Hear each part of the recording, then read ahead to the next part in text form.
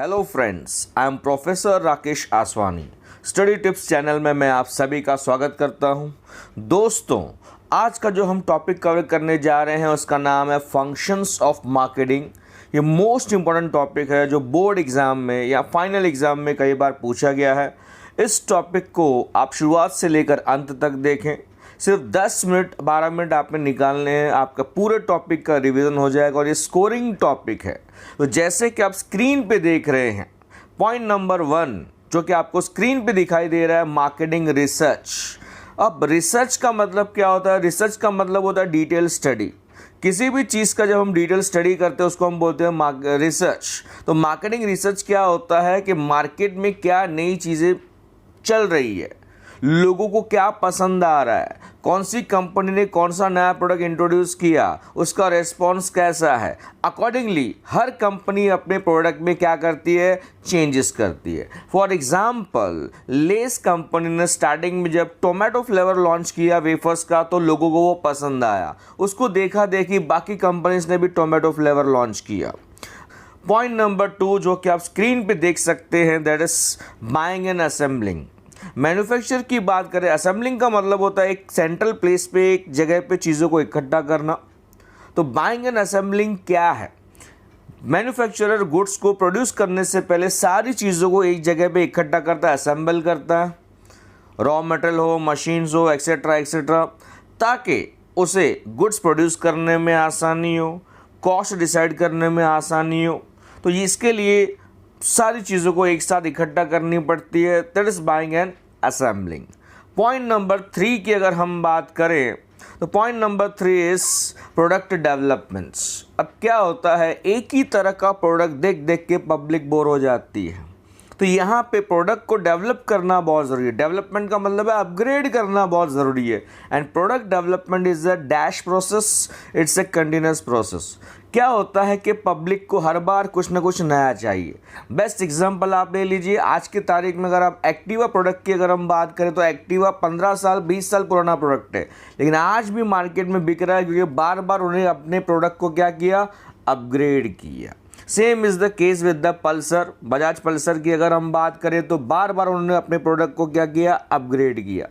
Recently आप जिस company का भी आप सेलफोन वगैरह यूज़ करते हो वो लोग बार बार अपने प्रोडक्ट्स को अपग्रेड कर रहे हैं, हर बार कुछ ना कुछ नया ला रहे हैं। इवन एक मामूली सा ऐप भी आप मोबाइल में इस्तेमाल करते हो तो बार बार उसमें अपग्रेड दिया जाता है। तो अगर हमें हमारा प्रोडक्ट बेचना है, मार्केट में सिट जो है बने रहना है, तो उसके लिए हमने बार बार अपने प्रोडक्ट को डेवलप करना बहुत ज़रूरी है। यानी कुछ ना कुछ नया लाते रहना है, क्योंकि पब्लिक एक ही तरह का प्रोडक्ट देख देख के बोर हो जाती है। Let us see point number 4। Point number 4 की अगर हम बात करें वो है मार्केट प्लानिंग। अब मार्केट प्लानिंग क्या होता है कि देखो, marketing is a need satisfying process.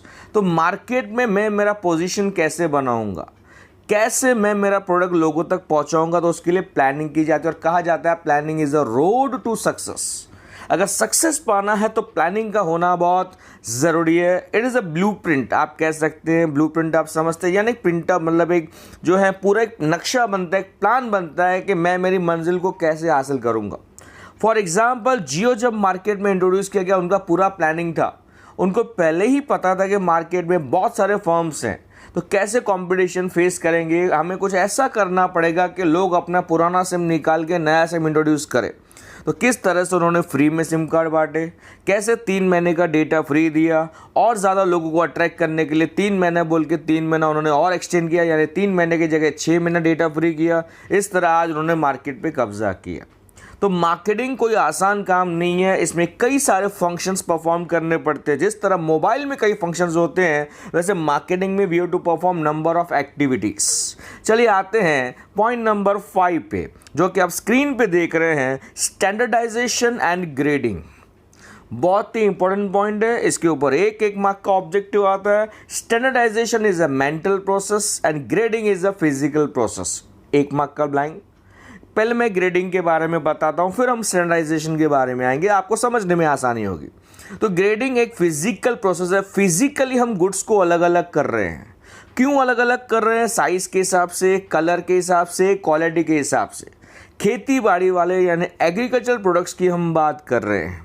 तो आपने देखा रहेगा एक कांदे बटाटे का बिजनेस करने वाला व्यक्ति कांदे का जब बोरी ओपन करता है तो बड़ा साइज़ का ओनियन, स्मॉल साइज़ का ओनियन और डैमेज ओनियन जो है वो अलग अलग करके रखता है। ग्रेड के हिसाब से चीज़ों को अलग अलग किया जाता है और अकॉर्डिंगली ग्रेड के हिसाब से मार्केट में रेट चार्ज किया जाता है। Same is the case with the rice. Market में आपने देखा रहेगा rice, same is the case with the tomato. Tomato अलग अलग कलर में मार्केट में अवेलेबल है, रेड, ऑरेंज और ग्रीन, और अकॉर्डिंगली उनका वो हिसाब से रेट होता है। तो ग्रेड के हिसाब से हम चीज़ों को अलग करते हैं और ये किस में यूज़ होता है? खेती बाड़ी वाले प्रोडक्ट्स में। अब बात करते हैं स्टैंडर्डाइजेशन। तो ये स्टैंडर्डाइजेशन कहाँ यूज़ होता है? ये होता है मैन्युफैक्चर्ड गुड्स में। इंडस्ट्री में बनने वाले जो प्रोडक्ट्स होते हैं वहाँ हम वर्ड यूज़ करते हैं स्टैंडर्डाइजेशन। ये एक मेंटल प्रोसेस है, यानी मेंटली हम एक लेवल, स्टैंडर्ड का मतलब होता है एक लेवल हम फिक्स करते हैं कि क्या क्वालिटी हम प्रोडक्ट बना के देंगे।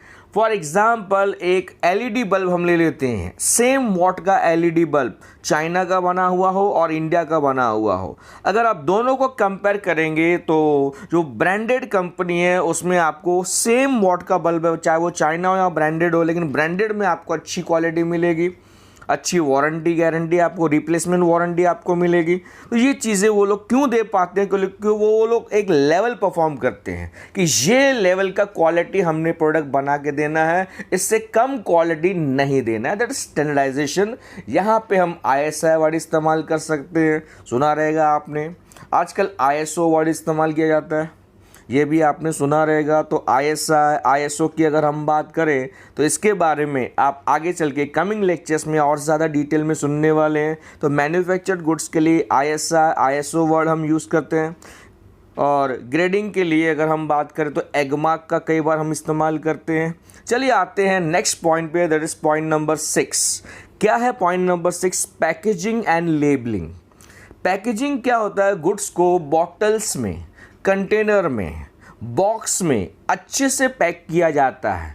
क्यों करते हैं अट्रैक्टिव पैकेजिंग? एक तो पैकेजिंग से अच्छा इंप्रेशन क्रिएट होता है। अंग्रेज़ों की एक कहावत, first impression is last impression. तो गुड्स को अच्छे से हमने पैक कर लेना है। इतना ही नहीं, पैकेजिंग का मेन पर्पस होता है गुड्स को हमने ब्रेकरेज और डैमेज से बचाना है। सही सलामत जो गुड्स हैं सामने वाले तक पहुंचना चाहिए। तो accordingly bottles, containers, jars etcetera का इस्तेमाल किया जाता है। इतना ही नहीं, जो भी कंटेनर बॉटल होता है उसके ऊपर हम एक लेबल लगाते हैं। लेबल यानी एक तरह का स्लिप होता है जिसके ऊपर बहुत सारे जो हैं इंफॉर्मेशन दी रहती है। Manufacturing date, expiry date, place of manufacturing, marketed by, product खाने पीने का है तो न्यूट्रिशनल चार्ट होगा, वेज नॉन वेज है तो अकॉर्डिंगली वो डॉट लगा रहेगा, इंग्रेडिएंट्स के बारे में जानकारी दिया रहेगा, वार्निंग्स एक्सेट्रा उसमें लिखे रहेंगे। तो ऐसे नंबर ऑफ चीज़ें जो लेबल पे लिखी रहती हैं उसको हमने नाम दे दिया लेबलिंग। तो पैकेजिंग और लेबलिंग की बात करें, दोनों चीज़ें साथ में चलती है। इसके साथ जो हमारा नेक्स्ट पॉइंट आने वाला है वो भी इसके साथ में चलता है। तो इन दोनों पॉइंट्स को कैसे याद करेंगे? BPL, branding, packaging, labelling. पहले मैं ब्रांडिंग के बारे में बताता हूं, फिर वापस हम आते हैं पॉइंट नंबर 6 पे। ब्रांडिंग क्या है? Identity given to the products. हमने हमारे प्रोडक्ट को एक अलग पहचान देनी है। हमारा प्रोडक्ट दूसरों से अलग है, उसको पहचान करने में आसानी हो, उसके लिए आप कोई नाम का इस्तेमाल कर सकते हैं, लोगो का इस्तेमाल कर सकते हैं, कलर कॉम्बिनेशन का इस्तेमाल कर सकते हैं, कोई स्लोगन का इस्तेमाल करना चाहें तो वो भी कर सकते हैं, या इनका कॉम्बिनेशन भी इस्तेमाल कर सकते हैं। लक्स एक ब्रांड नेम है, सनसिल्क एक ब्रांड नेम है, डव एक ब्रांड नेम है, थम्स अप एक ब्रांड नेम है, फेविकॉल एक ब्रांड नेम है। तो ब्रांडिंग का मतलब क्या होता है? Identity given to the products. इतने सारे प्रोडक्ट्स में से एक पर्टिकुलर प्रोडक्ट को पहचानने के लिए नाम, एक आइडेंटिटी दी जाती है जिसको हम बोलते हैं ब्रांडिंग। जब हम एक पर्टिकुलर ब्रांड को रजिस्टर्ड करते हैं तो वो रजिस्टर्ड ब्रांड को हमने नाम दे दिया ट्रेडमार्क। जितने भी ब्रांड्स को हम रजिस्टर्ड करते हैं वो क्या बन जाता है? ट्रेडमार्क। एग्जाम में 1 मार्क के लिए आ सकता है। ट्रेडमार्क किसको बोलते हैं? जो रजिस्टर्ड ब्रांड है। यहाँ तक क्लियर है आपको? अच्छा, ब्रांडिंग, पैकेजिंग, लेबलिंग तीनों साथ में होता है। एक नाम डिसाइड होता है। फॉर एग्जांपल कोई सॉफ्ट ड्रिंक की बॉटल है, जैसे थम्स अप नाम डिसाइड किया तो थम्स अप कैसे लिखना है, तो वो हिसाब से नाम है, तो वो हिसाब से लेबल बनाया जाता है, वो हिसाब से बॉटल का शेप वगैरह रखा जाता है ताकि वो नाम अच्छे से दिखे। तो ये तीनों चीज़ें साथ में चलती है, ब्रांडिंग, पैकेजिंग, लेबलिंग। शॉर्टकट तरीका याद करने का, BPL। चलिए आगे बढ़ते हैं। नेक्स्ट पॉइंट में हम आ रहे हैं, point number 8, customer support service. अब क्या होता है, मार्केटिंग एक नीड सेटिस्फाइंग प्रोसेस है। कस्टमर को हमने अपनी ओर अट्रैक्ट करना है, तो आजकल क्या होता है, कस्टमर को तरह तरह की सेवाएं देनी पड़ती है। गुड्स खरीदने से पहले कुछ सर्विस देनी पड़ती है, कुछ टेक्निकल नॉलेज या असिस्टेंस देना हो तो वो प्रोवाइड करना पड़ता है, प्रोडक्ट बेचने के बाद आफ्टर सेल सर्विस देनी पड़ती है। तो कई प्रकार की हमने सर्विस देनी होती है। फॉर एग्ज़ाम्पल, अगर आप व्हीकल खरीदना चाहते हो तो व्हीकल खरीदने से पहले आप टेस्ट ड्राइव करना चाहते हैं, तो आपको कहा जाएगा हाँ सर आप टेस्ट ड्राइव ले सकते हैं। टेस्ट ड्राइव लेने के बाद आप डिसाइड करेंगे कि आपको ये प्रोडक्ट कैसा लगा, आप ये लेंगे या नहीं लेंगे। तो प्रोडक्ट खरीदने से पहले आपको ये सर्विस दी जा रही है। प्रोडक्ट खरीदते समय आपके मन में जो भी डाउट्स वगैरह है, आप मोबाइल खरीद रहे हो, कुछ भी खरीद रहे हो, तो दुकानदार या एक पर्टिकुलर ब्रांड का जो मालिक है, हुएवर इट में भी, जो भी सेल्समैन वगैरह है, वो आपके सारे डाउट्स को क्लियर करने की कोशिश करता है। वॉटएवर में भी द ब्रांड, वॉटएवर में भी द काइंड ऑफ प्रोडक्ट, तो आपको सारी डिटेल इन्फॉर्मेशन दी जाती है ताकि आपको सही सिलेक्शन करने में आसानी हो। इतना ही नहीं, फॉर एग्जाम्पल आपने ड्यूरेबल गुड्स खरीदे तो उसमें आपको आफ्टर सेल सर्विस मिलता है। फॉर एग्जाम्पल आपने AC खरीदा तो उसमें आपको सर्विस मिलता है कि इतना सर्विस आपको फ्री रहेगा।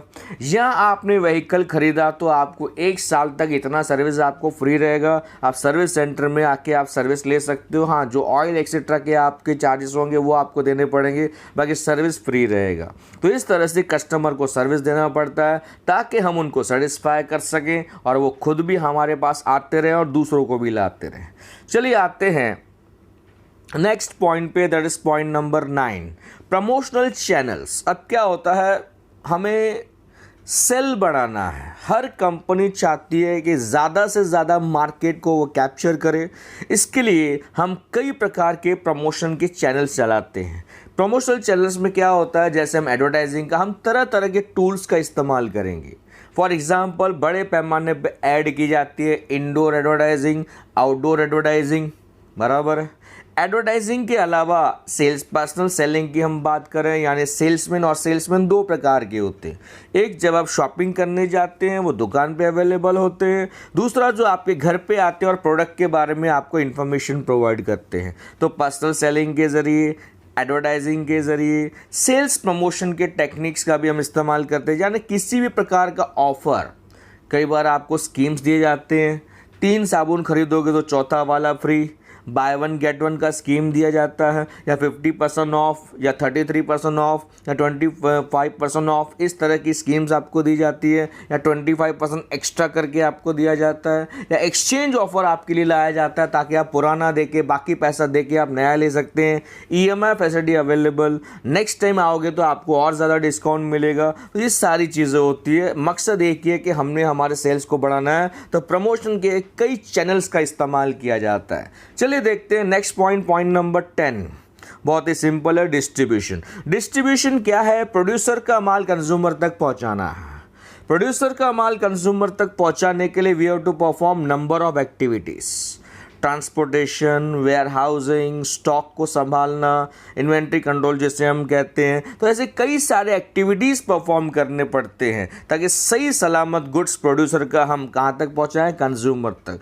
कंज्यूमर पूरे वर्ल्ड में फैला हुआ है, तो हमने मैक्सिमम लोगों तक हमने अपना प्रोडक्ट पहुँचाना है। इसके लिए डिस्ट्रीब्यूशन में we have to perform number of activities ताकि गुड्स को हम सही तरीके से कंज्यूमर तक पहुंचा सके। उसमें कई बार हम डिसाइड करते हैं कि हमारे फैक्ट्री का लोकेशन क्या होगा, हमारे वेयरहाउस का लोकेशन क्या होगा, ताकि जल्द से जल्द हमें गुड्स डिस्ट्रीब्यूट करने में आसानी हो। चलिए आगे बढ़ते हैं, नेक्स्ट पॉइंट पे आते हैं। पॉइंट नंबर 11 की बात करें, ट्रांसपोर्टेशन। सिंपल है, 11th स्टैंडर्ड में आपने सीखा है।